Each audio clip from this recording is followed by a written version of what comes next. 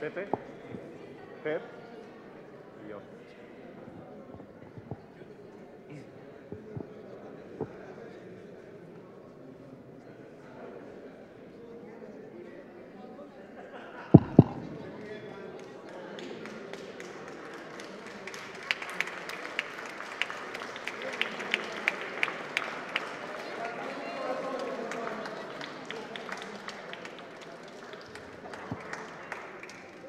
Muy buenas noches. Sentados, por favor. Muchas gracias por acompañarnos esta noche a la presentación de El Ambiguo Testamento de Fernando Rivera Calderón. Gracias, por supuesto, a la UNAM y al Palacio de Minería por acogernos esta noche a celebrar esta misa.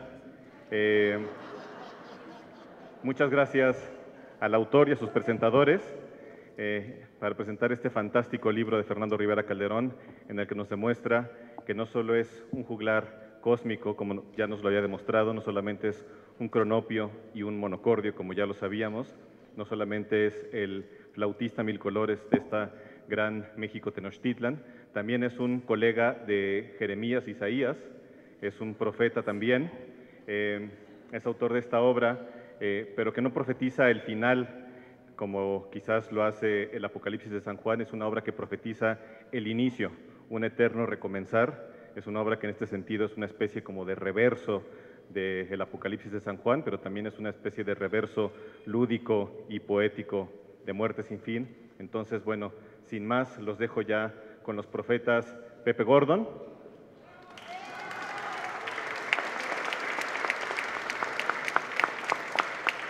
con el profeta Fernando Rivera Calderón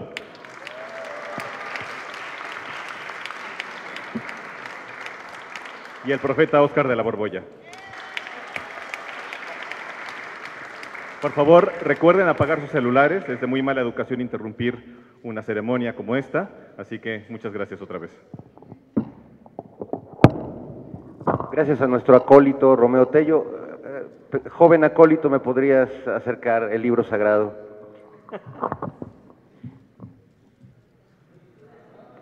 Gracias, hijo mío.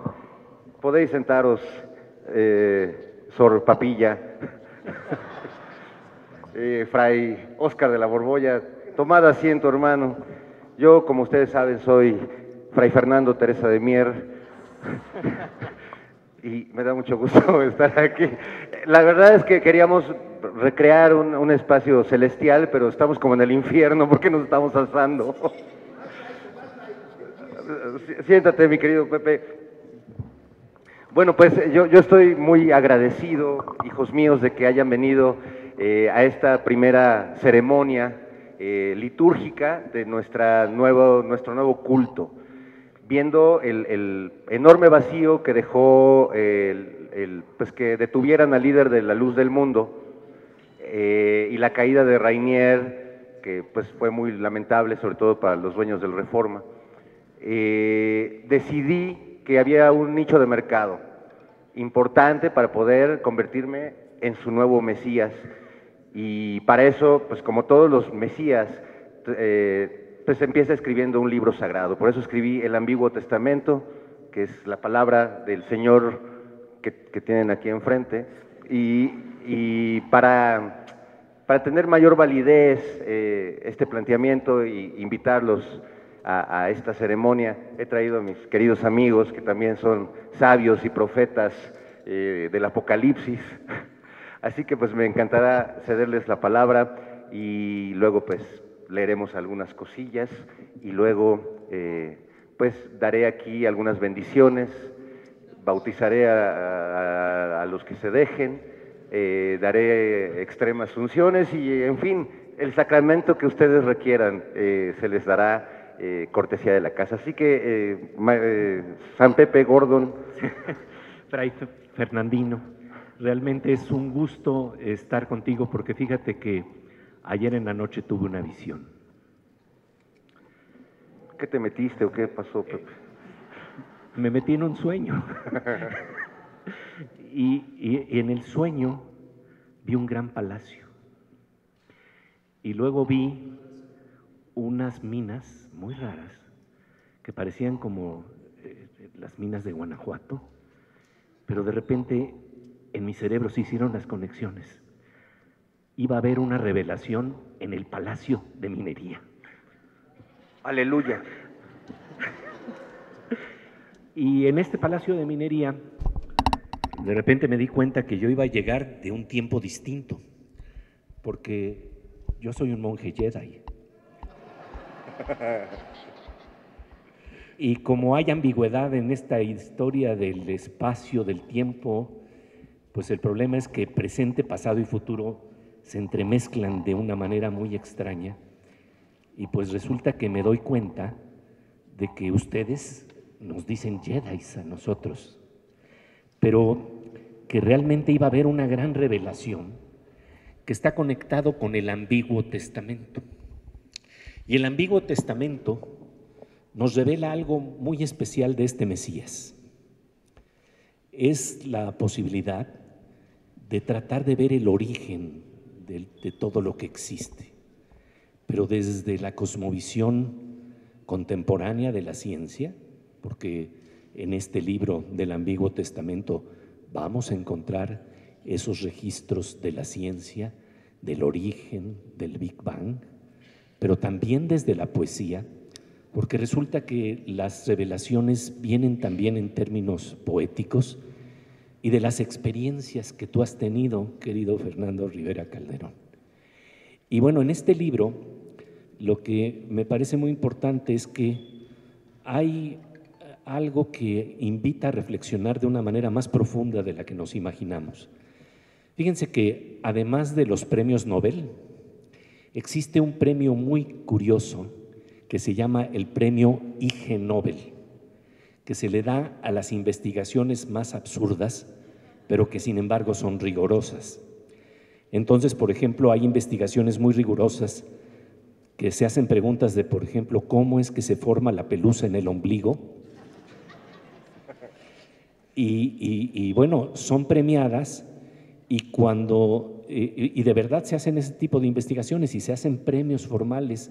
Y yo quiero presentar el día de hoy como candidato al premio Ig Nobel a este gran profeta de la ambigüedad que se llama Fray Fernandino Rivera de Calderón. Y bueno, el punto es que estos premios Ig Nobel tienen algo muy especial. Su lema es el siguiente: primero te ríes y luego te hacen pensar. Y eso es lo que precisamente hace Fernando Rivera Calderón. Disfrazado de juglar cósmico, lo que realmente está haciendo es planteando las preguntas más importantes sobre los orígenes que tenemos como seres humanos, sobre el origen del universo, desde la ciencia, y arriesga hipótesis que de repente uno dice, bueno, pero estas hipótesis son verdaderamente delirantes, ¿no? Y sin embargo, tienen esa virtud profunda de hacernos pensar. Porque Fernando Rivera Calderón se va a preguntar, por ejemplo, en este texto revelador del Antiguo Testamento, ¿cómo es que se dio el origen de la creación en lo que se llama el Big Bang hace 13.800 millones de años, un jueves por la tarde? Y bueno, justamente de lo que trata Fernando es de varias hipótesis que son delirantes, y como va a ser esto un diálogo, entonces quisiera, Fernando, que nos hablaras de algunas hipótesis que tú tienes de cómo empezó el universo y que justamente se muestran aquí en este libro. Bueno, muchas gracias, Pepe. Yo creo que como todos los comienzos, yo me encontraba en la cima de la Torre de Babel, contemplando el Apocalipsis, después del terremoto del 2017, donde creí que me iba a incorporar al sindicato de cadáveres unidos mexicanos, y no me morí, pero la sentí muy cerca. Y luego vino la pandemia y sentía que quizás Dios estaba un poco molesto con nosotros y nos estaba mandando estos castigos divinos, y que quizás teníamos la oportunidad majestuosa de contemplar el Apocalipsis en primera fila y tragando palomitas. Y yo siempre había sido un profeta apocalíptico, me gustaba hablar del fin del mundo, pero ya estando en el fin del mundo, pues como que escribir de eso habría sido una redundancia. Como, no sé, o sea, no tenía sentido hablar más del final si ya lo estaba experimentando en carne propia. Por eso decidí convertirme en ese profeta que empezó a indagar el origen, cuando lo que tenía enfrente en realidad era el fin del mundo, y que fue el fin del mundo para muchos de nuestros seres queridos y para muchos de nuestros conocidos en esos dos periodos terribles que vivimos, cada que se nos mueve la tierra y con este virus que nos desarmó y que nos mostró nuevamente nuestro verdadero rostro. Así que para mí el origen de todo tiene que ver siempre con el final de algo, y parece un ciclo de nunca acabar. Y lo tremendo de nuestra vida, pues es que navegamos eternamente en un absurdo en medio. No alcanzamos a ver nunca de dónde venimos, y la muerte nos llega sin que tampoco la podamos ver a lo lejos. Es súbita, es como un relámpago. Así que, pues en este en medio interminable en el que nos encontramos, como en el intermedio de una película de la que no vimos el principio y no veremos el final, pues decidí explorar esos múltiples inicios, porque creo que quería escribir un libro que comenzara en cada página, y de algún modo creo que así es un libro que comienza en cada página, como la vida misma, pues, ¿no? Hoy quizás nace una persona y hoy comienza el libro de su vida, y al final todos vamos siendo letras que sumadas hacemos hermosas páginas como esta página que somos hoy de letras de carne y hueso. Y bueno, ya me estoy viajando un poco. No, bueno, pero es que de verdad hay hipótesis maravillosas que tú planteas. Por ejemplo, este inicio, porque imagínense Dios tratando de dar inicio al universo. ¿Cuál podría ser el incipit con el que arranca esta novela? Y Fernando escribe lo siguiente: muchos años después, frente al anticristo de Nietzsche, Dios habría de recordar aquella tarde en que su padre lo llevó a conocer el helio. El universo era entonces una aldea de 20 partículas de hidrógeno, construidas a la orilla de un río de aguas diáfanas que se precipitaban por un lecho de piedras pulidas, blancas y enormes como huevos prehistóricos. Y bueno, estamos hablando de 13.800 millones de años de soledad, ¿no? Así es, eso ni Gabo se lo imaginó, ¿verdad? Mi querido Pepe. Fray Óscar de la Borbolla, ¿usted cómo percibe todo esto? Creo que hay que prenderle al... Con razón no me habían oído.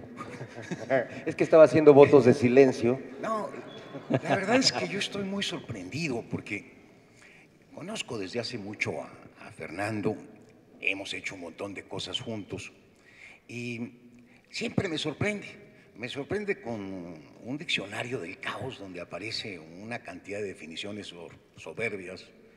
Me sorprende cuando leemos, por aquí también en esta sala creo que estábamos, con tu poema aquel de Llegamos tarde a todo. Y ahora me sorprende más con este ambiguo testamento que parece que fuera de guasa, pero creo que es el desmadre más serio que he leído. Y lo digo en serio, pues yo profesionalmente me dedico a la filosofía, y cuando me encuentro una página con un nivel poético verdaderamente deslumbrante, en que me hace ver lo que los filósofos más renombrados de hoy sostienen, o lo que sostienen los físicos, de una manera clarísima. Por ponerles un ejemplo, el tiempo no existe. El tiempo es una impresión, una especie de alucinación que nos hacemos. De hecho, lo único que hay es el presente. Esto lo sostiene la filosofía ahora. Y la manera como lo explica Fernando, mostrándome que mi nacimiento es hoy. ¿Por qué? Porque hablo hoy de mi nacimiento. O mi muerte es hoy, porque me moriré en un hoy como ahora. que todo es una hora, que todo está presente, que la vida y la muerte están presentes. Y luego incluso me argumenta poéticamente diciendo algo así como que seguimos admirando estrellas ahora cuya luz salió hace millones de años de su fuente de emisión. Y empieza a argumentar y termino entendiendo en una página pues que solamente existe el tiempo presente.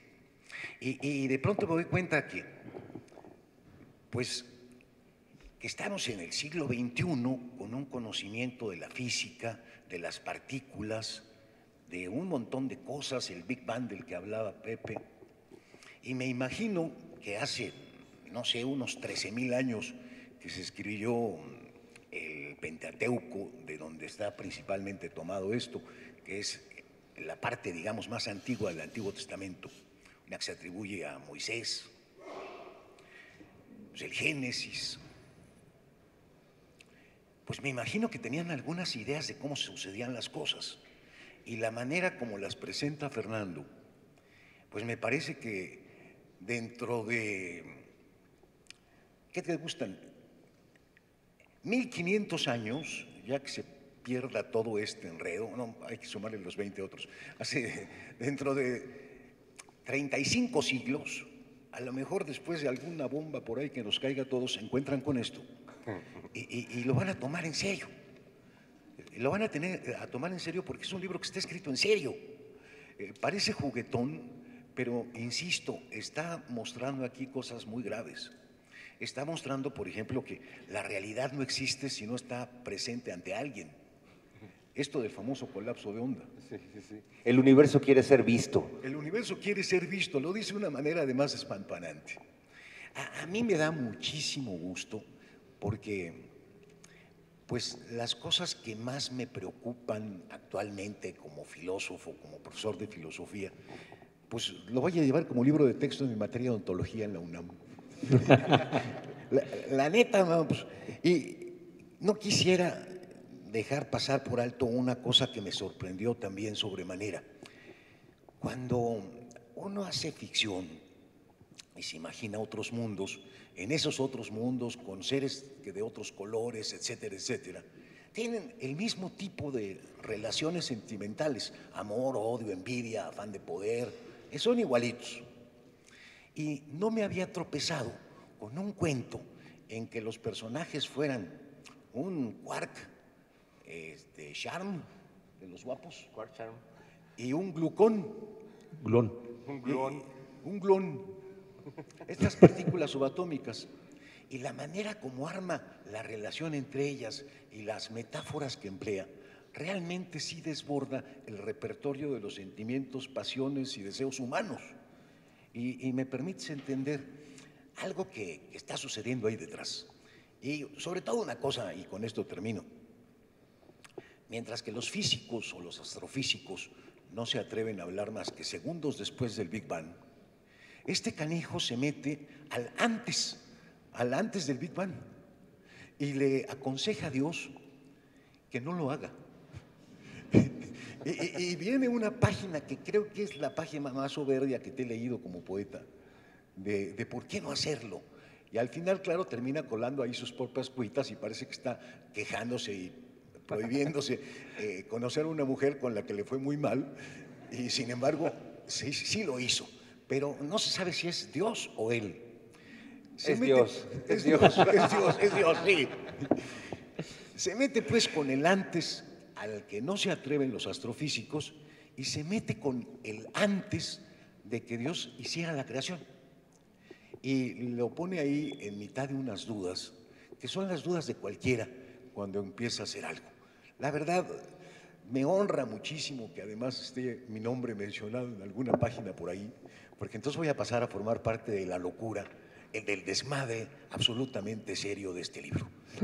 Fernando, muchísimas gracias, de verdad, ese es a toda madre. Gracias, Óscar de la Borbolla.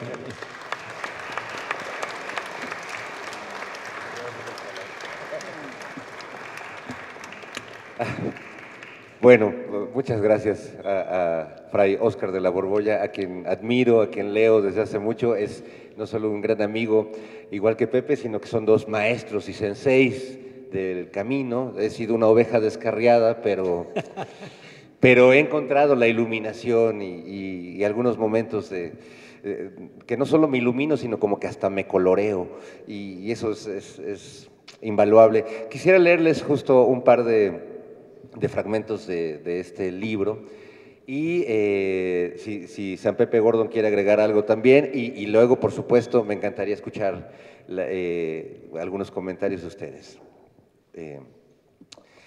En el principio era una voz diciendo: no lo hagas, en verdad no lo hagas, no es necesario, no lo hagas, si lo haces te arrepentirás, es un error, es una trampa, una voz como del pasado futuro repitiéndolo incesantemente: no lo hagas, pasarás noches enteras con tus pesadillas esperando en la almohada que puedas conciliar el sueño. No hallarás un sitio en el tiempo, ni en el pasado, ni en el presente, ni en el futuro, ni en el antepretérito, ni en el antefuturo, ni en el pretérito pluscuamperfecto, donde encuentre reposo tu alma atormentada. No lo hagas. Lamentarás las estrellas y los planetas y los agujeros negros con la misma desazón con que lamentarás los mares y los pandas, las ciruelas y los libros de superación personal, igual que los de poesía novohispana y los vademecums y las secciones amarillas y las novelas rosas del mundo. Lamentarás la soledad del universo y el ladrido de cada perro, los naranjos en flor y las magdalenas mojadas en el té.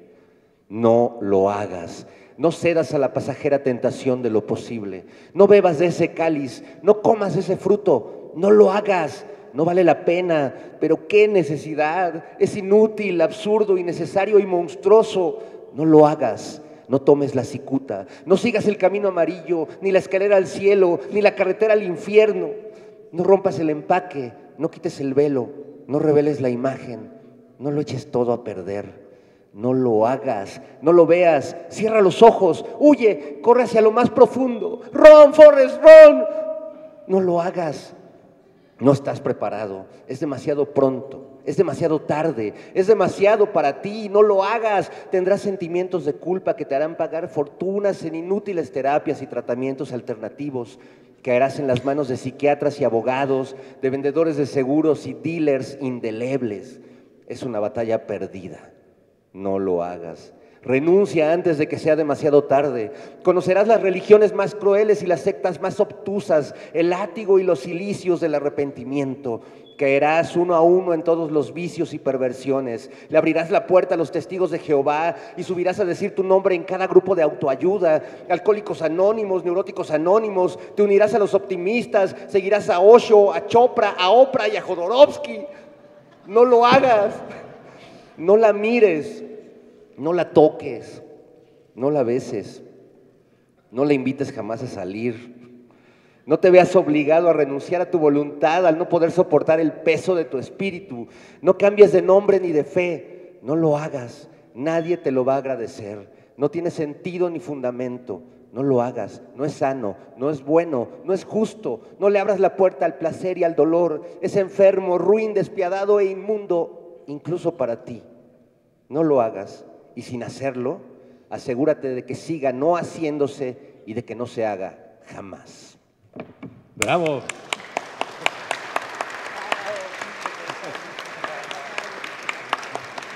Muchas gracias.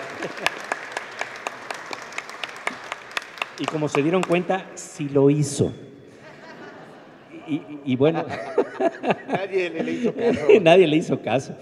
Pero fíjense, aquí hay algo que me parece interesante porque la búsqueda de Fer, vuelvo a insistir, esta mirada con la que a veces uno confunde a Fernando Rivera Calderón con este humor, con esta idea del juglar cósmico que es maravillosa, a veces se pierde la noción del poeta, del ensayista, de la persona que está reflexionando profundamente sobre los problemas que vivimos. Y en este marco, pues estamos viendo precisamente cómo hay una admiración por el universo, que déjenme decir que es una admiración que pasa por una investigación científica seria, los libros que ha leído Fernando Rivera Calderón para hablar de gluones y para hablar de partículas subatómicas y estudiar esos fenómenos de quarks en canto en en los niveles más finos de la materia. Yo me imagino que si ese conocimiento lo hubiera tenido Fernando cuando era pequeñito, hubiera estado jugando a, mira, aquí está el gluón, y con sus muñequitos entre gluones y partículas diminutas, hubiera sido el juego ideal de Fernando. Y entonces resulta que en esta, su segunda infancia, pues sí se puede dar el lujo de penetrar ese nivel de interacción fina en la naturaleza, en donde déjenme decirles que efectivamente sí hay un estudio fino de lo que es la cosmología contemporánea. Pero si hay estudio profundo de la cosmología contemporánea, también hay un estudio profundo de los problemas que confrontamos cuando vemos un universo que es asombroso y también al mismo tiempo terrible. Por eso es ambiguo este universo. Y creo que está muy bien marcado de alguna manera con unas palabras que recuerdo que decía el poeta Yehuda Mihai, quien planteaba: Dios, que nosotros que te pedimos de verdad que nos dieras unas huellas de por dónde iban los senderos del bien y el mal, y tú que nos diste todas las reglas precisas para jugar en un campo de fútbol. Y entonces, en medio de esto, hay también una pregunta muy seria de parte de Fernando, de esas dudas de por qué tenemos precisamente estas expresiones que de repente dices, pero qué absurdo de mundo el que vivimos, y al mismo tiempo el asombro. Y aquí, querido Fernando, yo quisiera que platicáramos un poco de un personaje que es clave y que está detrás de todo este libro, que es Aldous Huxley. ¿Por qué? Porque hay una poética, como ya lo planteó Óscar de la Borbolla de una manera muy precisa, que explora algo que tiene que ver con revelaciones. Esto es muy interesante. Hay un personaje estudioso de los mitos que yo admiro profundamente, que se llama Roberto Calasso, italiano, y él decía que en términos del estudio de los dioses griegos, decía es que los griegos no creían en los dioses, los conocían. Y de hecho dice que la palabra ateo viene de aquel que está abandonado por los dioses, no aquel que no cree en los dioses.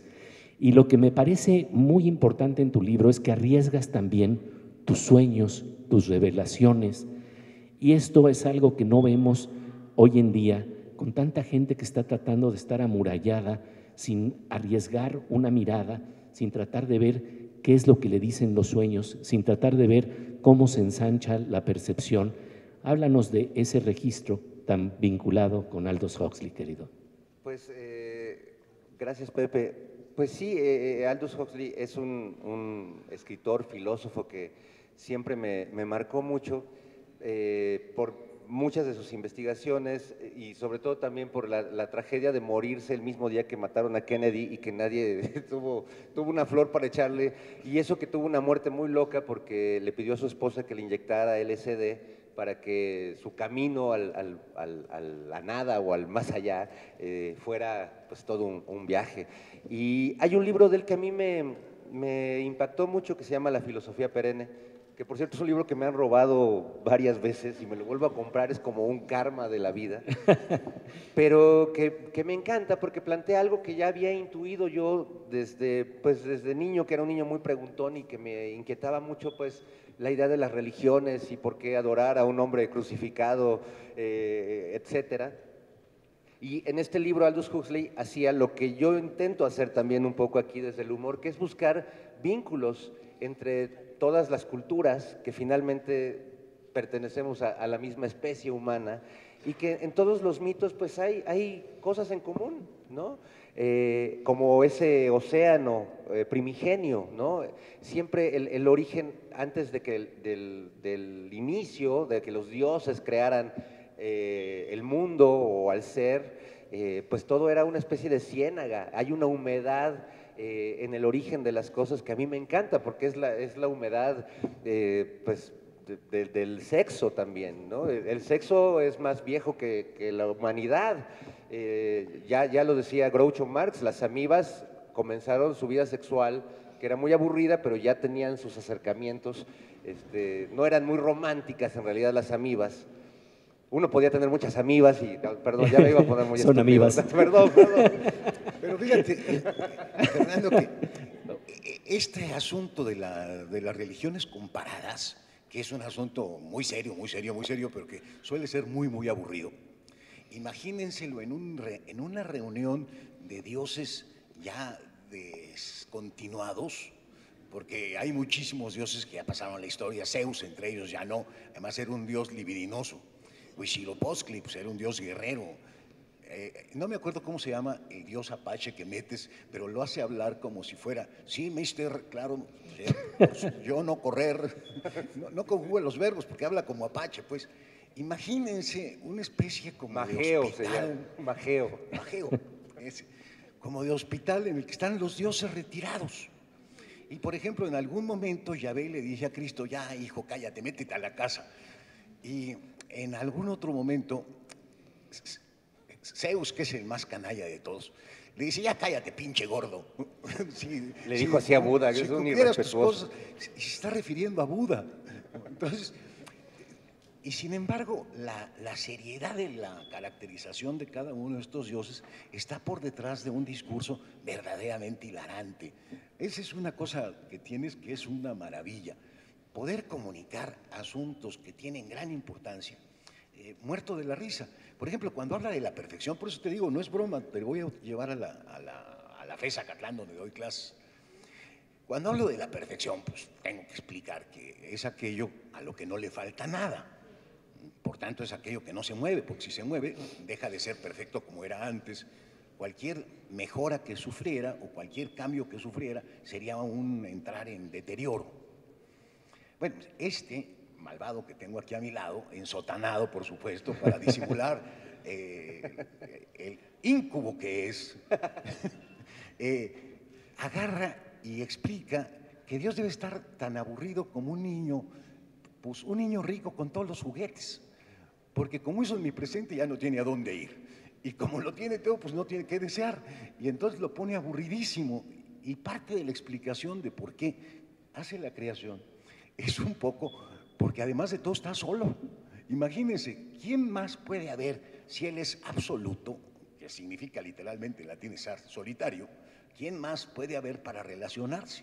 Entonces nos crea por aburrimiento y nos crea por soledad. Oye, esto está mejor explicado que las cosas que dice San Agustín, a quien también cita. Así es que te voy a llevar el libro de texto, por favor. Bueno, pero fíjate, yo lo que quisiera enfatizar también es el nivel del sueño que tú arriesgas. Hay por ahí unos poemas que por lo general hoy en día estamos tratando de pulir el poema desde la vigilia y no dejamos que aparezca con todo el esplendor que aparece en un sueño.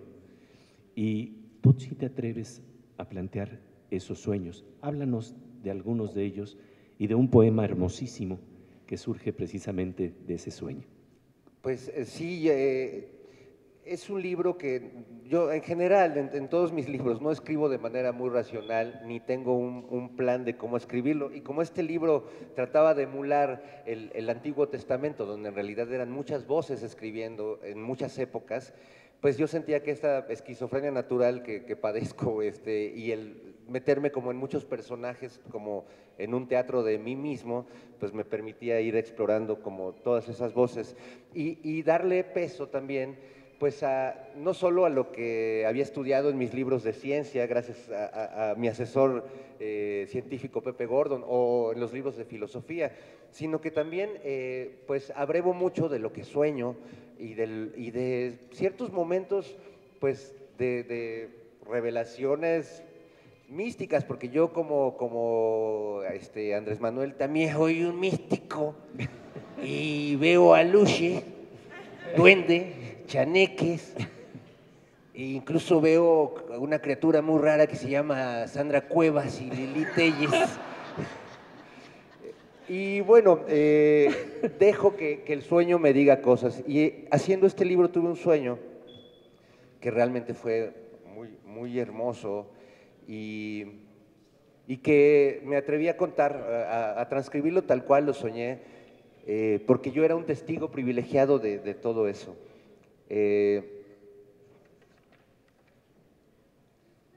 Tiene un pequeño preámbulo el poema. Dice: en el principio Dios creó la oscuridad. Vio Dios que la oscuridad estaba bien hasta que se pegó en el dedo pequeño del pie con la orilla de la cama. Entonces Dios dijo, hágase la luz. Vio Dios que la luz estaba bien, hasta que pasado un mes le llegó el recibo con un adeudo impagable. Entonces Dios dijo, que haya día y noche para que la luz y la oscuridad puedan convivir en paz, aunque no se soporten, y para no seguir golpeándome los dedos del pie, y para que no llegue tan alto el recibo de la luz. Y así fue, y atardeció y amaneció, y volvió a atardecer y volvió a amanecer, y atardeció nuevamente y nuevamente amaneció, y atardeció y amaneció, y atardeció y amaneció, y amaneció nuevamente después del atardecer, y otra vez atardeció y otra vez amaneció, y cuando parecía que no podía suceder más, de nueva cuenta atardeció y luego amaneció sin variar en ningún momento el orden de los factores, y atardeció y amaneció, y así siguió atardeciendo y amaneciendo, y entonces Dios se quedó dormido. En el principio fue un sueño. Dios tenía un cuerpo humano, su piel era negra y estaba cubierta de finos vellos dorados. Estaba sentado sobre la hierba, desnudo y sereno en lo alto de una montaña.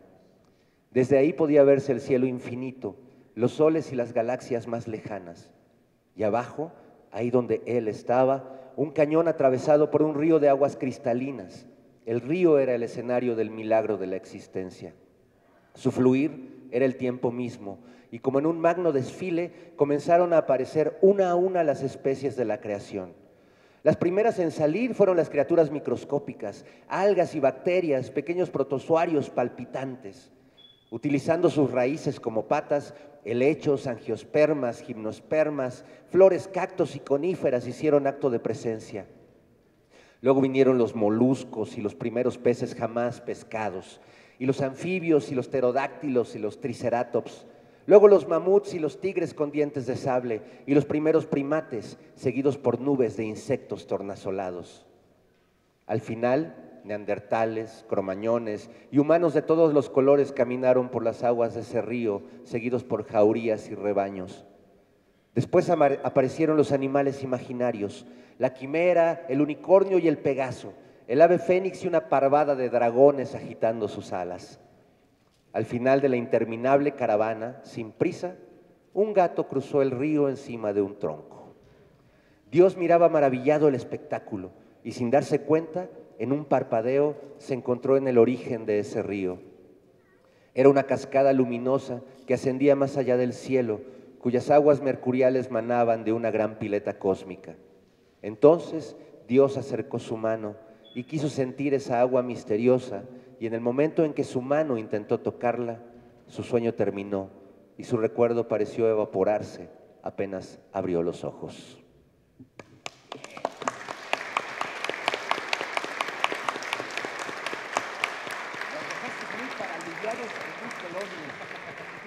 Muy paraluviados, muy quelonios. Sí, así me quedaba yo después de escribir esto, pero sí también aspiro que un día, así en el futuro, así como tú te lo imaginaste, en un postapocalipsis, cuando ya no existan las editoriales y solo queden los libros del Fondo de Cultura fuera de las ferias del libro y todo sea así ya, un futuro donde desconozcamos, tal vez alguien encuentre este libro y a lo mejor ya ni siquiera sepan quién lo escribió.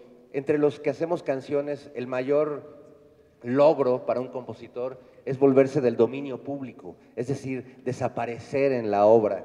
Y a mí me encantaría desaparecer en estos textos y que alguien diga en el futuro, no, pues hicimos un análisis, una tesis en la UNAM. Se debe llamar el Neomoisés.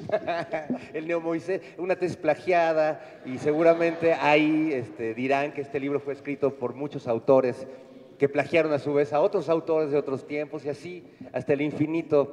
Me emociona mucho eso. Me emociona mucho ser parte de la historia. A veces, estando tan confinados en el momento que nos toca vivir, nos sentimos ajenos al Big Bang y al universo.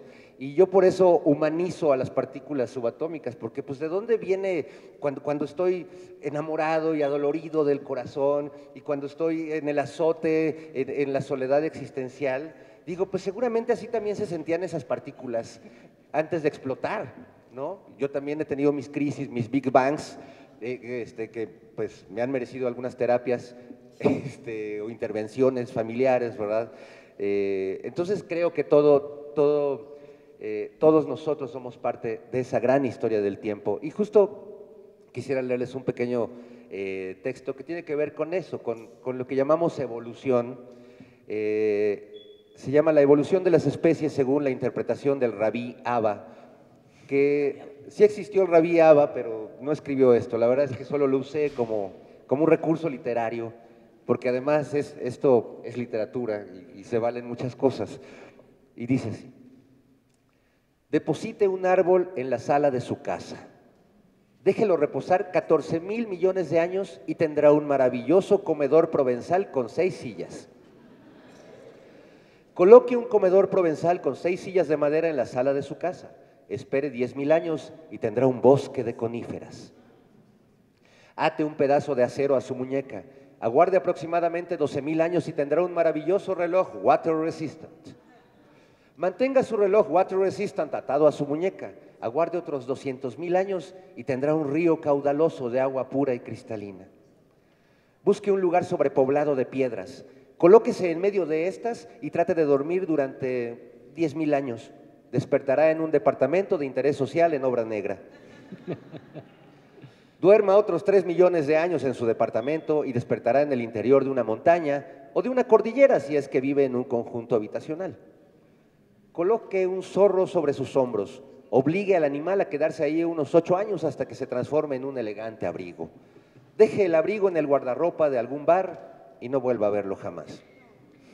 Deposite un mono en una incubadora y al paso de 500,000 años tendrá un hijo. Deposite a su hijo en el mundo y al cabo de 3 o 4 lustros tendrá un mono. Reúna toda la belleza posible a su alcance. Obsérvela fijamente durante el tiempo de una vida y le parecerá espantosa. Recoja toda la mierda del mundo y construya con ella una torre interminable. Quédese a mirarla durante un siglo y obtendrá la poesía. Gracias. Y ¿sabes qué? Además, esto es muy interesante porque fíjate que de una manera llena de humor traduces conceptos que, como bien dice Óscar de la Borbolla, son necesarios llevar estos textos para reflexionar de otra manera sobre lo que estamos viviendo.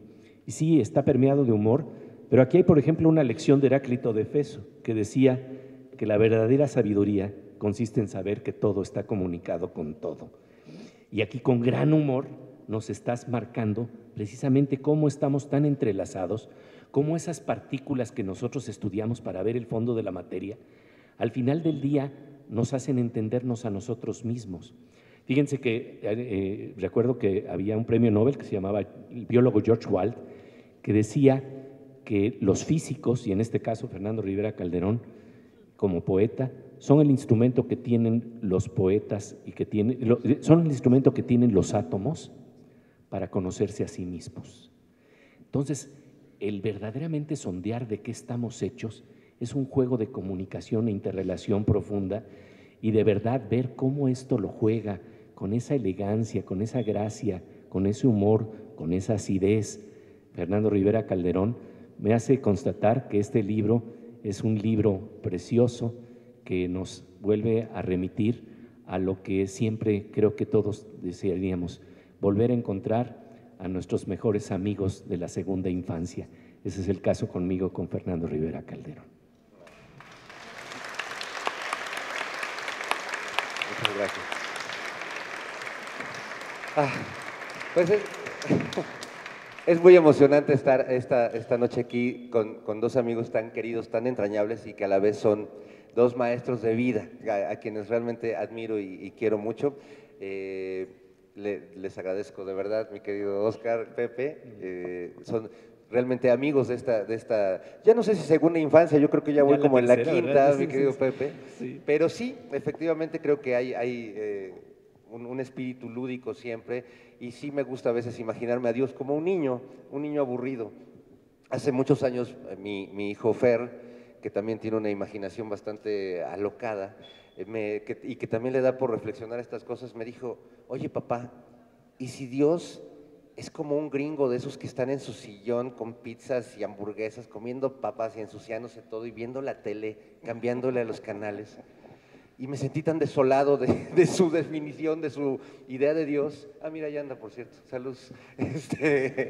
Y que, bueno, pues que me hizo pensar las muchas posibilidades que tenemos de imaginarnos el mundo. Hay un texto bellísimo de Michel Tournier, este gran escritor francés, que falleció hace poco, donde dice que realmente el universo se ha ido transformando de acuerdo a cómo los seres humanos lo hemos imaginado. Y dice que quizás en algún momento todo giraba alrededor de la Tierra, como lo imaginaban en la Edad Media, y cómo a partir de Copérnico y de su visión de cómo se imagina el universo, entonces el universo se transformó y empezó a girar entonces la Tierra y los planetas alrededor del Sol, y cómo cuando Einstein nos abre otras puertas sobre esa realidad cósmica, pues el universo nuevamente se adapta a esa visión. Y a mí me encanta, aunque es una visión completamente poética y literaria, tiene mucho sentido, porque finalmente el universo, si no lo nombráramos, si no lo viéramos nosotros, pues tampoco tendría una historia. Entonces quizás sí, por lo menos para nuestra especie, se ha ido transformando según lo vemos. Y creo que hay una gran tarea para imaginar muchos universos y imaginar este mismo universo de otras formas. Yo creo que antes de saber si el plan B es bueno o malo, o quién va a gobernarnos en el 2024, la verdad es que a mí me urge más saber quiénes somos, a dónde vamos, y sobre todo si habrá boletos, si uno podrá hacer reservaciones desde antes, o hay que formarse así como para entrar acá. Creo que vale la pena seguirnos preguntando por estas cosas que a veces damos por hecho.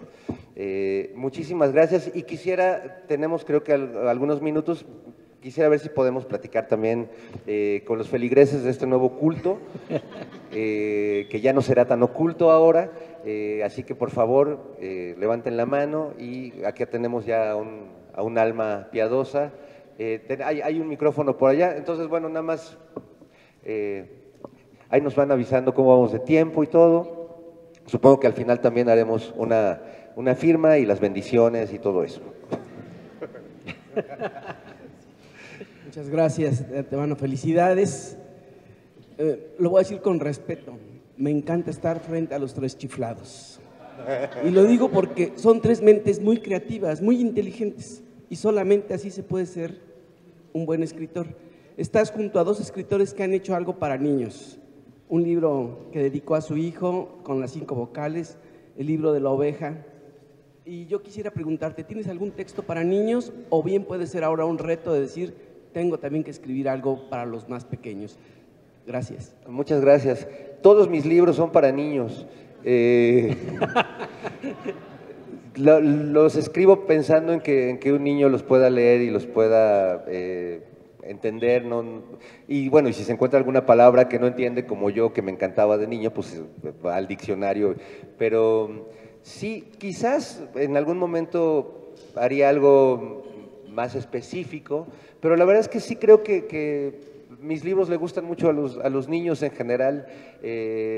No solo los sondeo con mis hijos que ya son adolescentes o jóvenes, sino con mis sobrinas y con los amiguitos, hijos e hijas de mis amigos, que pues siempre me dan un buen regreso. Pues escribo muy lúdicamente, escribo con un espíritu muy juguetón. Yo la verdad es que si bien ven aquí a un ser decadente y envejecido, yo me siento como si tuviera 7 años, la verdad. 7 años ya muy añejados, pero 7 años al fin. Eso me permite un poco sobrevivir a este mundo que de repente se pone demasiado serio. Y me gusta pensar que también hay una interpretación aquí que dice que quizás todo es parte de una broma de Dios, una gran carcajada cósmica. Por eso explico aquí también que a veces cuando vamos en la calle y vemos que un güey se ríe de la nada, es que en realidad le cayó como el chiste cósmico de Dios y entendió el chiste. Y nosotros lo tachamos como un loco, pero en realidad es un iluminado. En fin, bueno, muchas gracias. Gracias.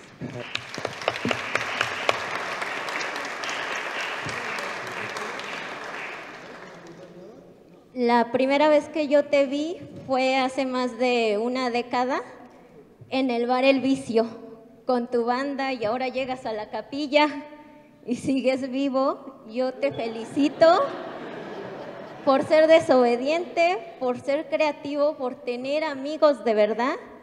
Y una pregunta, ¿eres ateo, sí o no? Y si no lo eres, ¿por qué no? ¿Y te gustaría llevar este libro para la salvación de la Iglesia Católica Mexicana? ¿Crees que mejoraría o tendría mejor humor en algún momento? Muchas felicidades, de verdad. Muchas gracias. Bueno, lo de la iglesia, no creo que le den un buen uso a mi libro. No quisiera que estuviera en sus manos, la verdad. Me gusta estar mucho en la capilla y todo esto y generar este ambiente espiritual, porque sí, me considero un ser espiritual, curioso sobre quién soy, por qué siento lo que siento, por qué compartimos momentos como este. Me creí ateo muchos años, hasta que descubrí que ser ateo también es una religión, es como un acto de fe.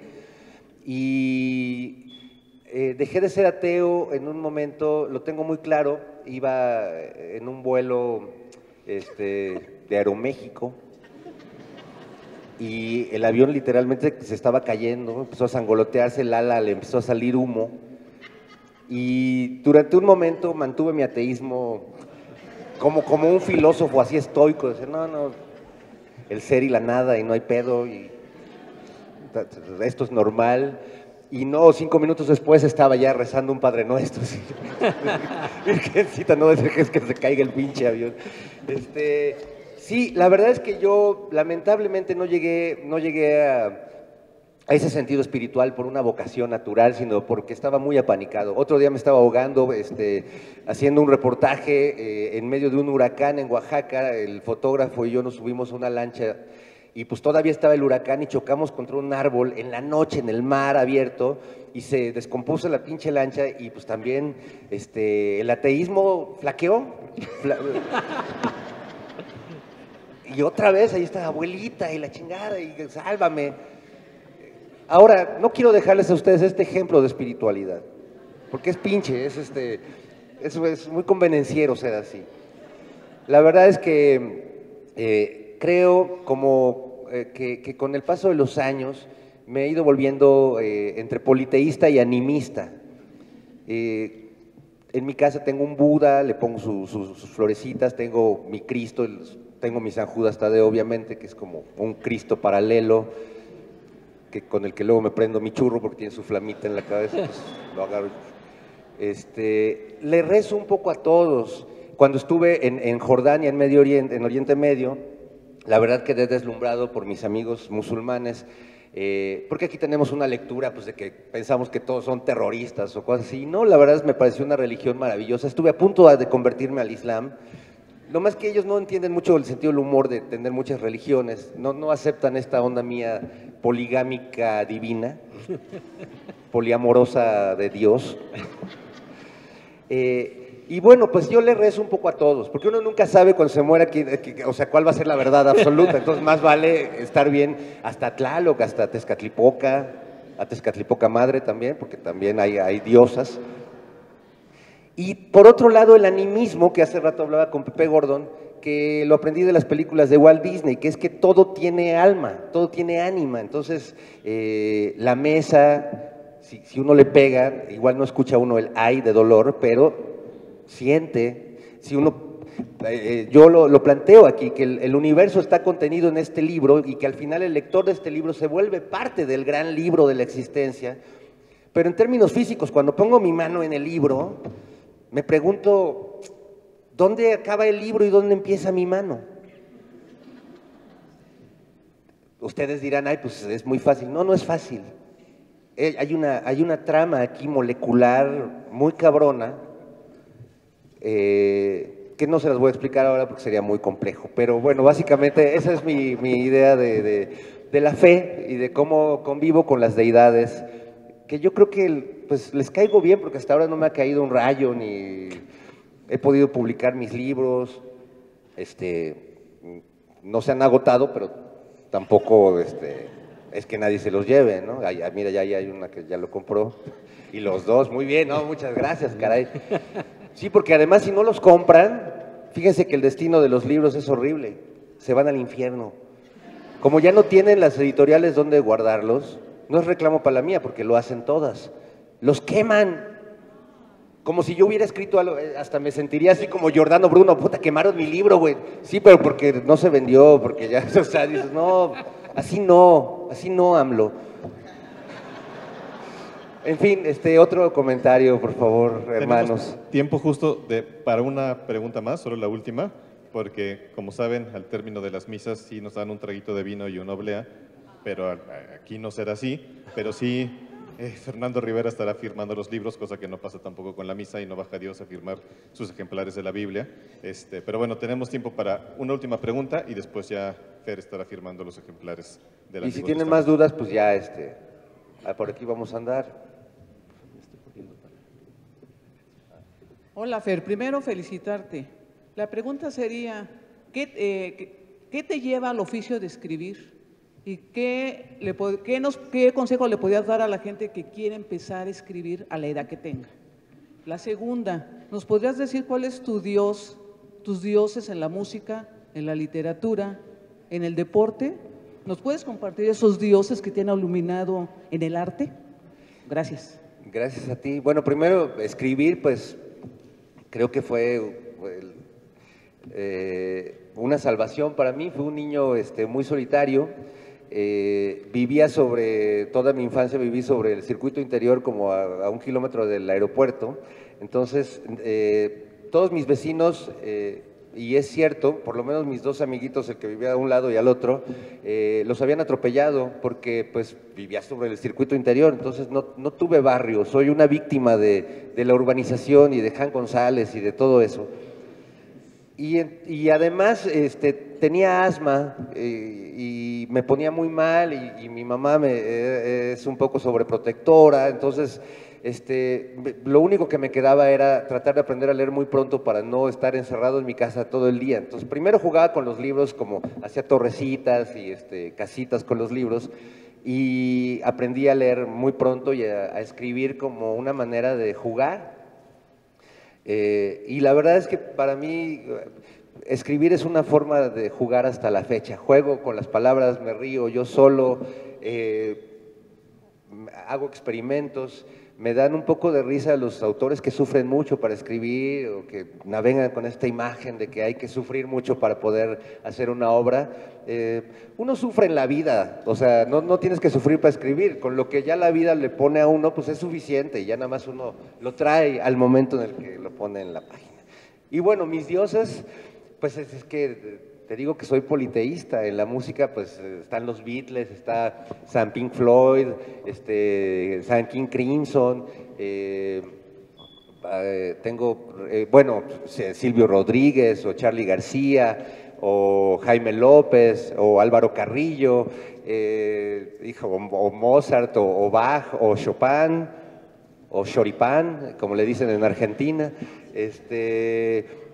En el cine, pues Kubrick, Buñuel, Greenaway.